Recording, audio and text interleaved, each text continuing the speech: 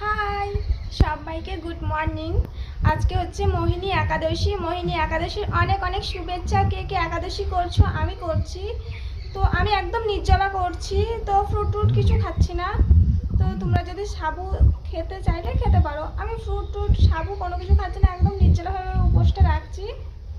একাদশী থাকবে ওই রাত্রেবেলা 9টা অবধি, তো ততক্ষণ আমি নির্জলা উপোস করবো। তো আমার পুজো দেওয়া হয়ে গেছে, ঘরের সমস্ত টুকিটাকি কাজকর্ম হয়ে গেছে, আমার হাজব্যান্ডের জন্য রান্নাও হয়ে গেছে। তো চলো আমি কী কী রান্না করেছি তোমার সাথে শেয়ার করে দিই।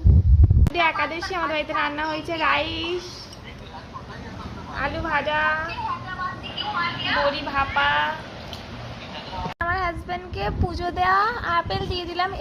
এই আপেলটা মর্নিংয়ে আমি পুজো দিয়ে ফ্রিজে রেখে দিয়েছিলাম, ওই জন্য আপেলটা এরকম এরকম লাগছে। তো আমার হাজব্যান্ড দেন ফ্রুট খেয়ে নিচ্ছিল। দেন ভাই এসেছিল আমাদের বাড়ি, বাইক নিয়ে কোথায় যেন যাবে, হয়তো ঘুরতে টুরতে যাবে। 1 মান্থ পর দেখলাম। সাবধানে যাও, টাটা বলো একটু, এদিকে তাকাও।